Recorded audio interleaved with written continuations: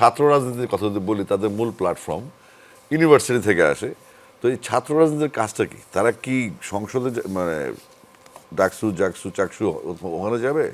ওখানে গিয়ে তারা কি করবে? ভবিষ্যৎ লিডারশিপের জন্য তারা প্রস্তুত হবে। আমরা কিন্তু কোনোভাবে কোনো ঐক্যমত দেখি না।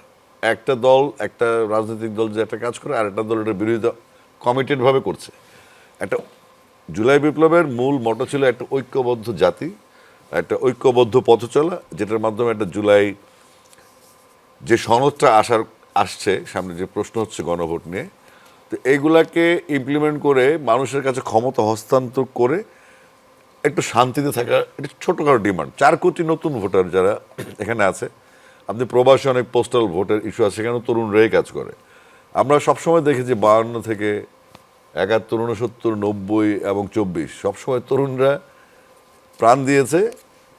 তারা পিচঢালা রাস্তা রঙিন করেছে তাদের রক্তে, আর বেনিফিশিয়ারি হয়েছে সেই পুরনো ভূতগুলো, সিন্দাবাদের ভূত, যারা বার্ধক্যে গেল নিজেদেরকে মনে করে তারাই রাষ্ট্র। তারা কখনোই মানুষের এই তরুণদের পালস বোঝার চেষ্টা করে নাই, ছেলেটা মেয়েটা কী চায়, তাদের ক্যারিয়ারটা, এই ছোট্ট ছোট্ট চাহিদা কিন্তু।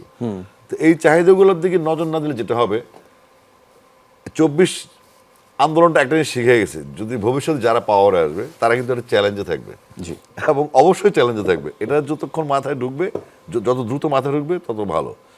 কারণ আমরা যদি মনে করি যে 12ই ফেব্রুয়ারি নির্বাচনটা ফ্রি অ্যান্ড ফেয়ার হয়ে গেল, হওয়ার পরে কেউ না কেউ পাওয়ার আসলো, জোট বা কোনো অ্যালায়েন্স কিংবা কোনো পার্টি আসার পর, তাদেরকে প্রথম ভাবতে হবে কেন 24-এর অভ্যুত্থানটা হয়েছে, এবং পরবর্তীতে তারা কি ফেস করতে, এটা তাদের মাথায় রাখতে হবে, এবং এটা একদম ম্যান্ডেটরি কাজ।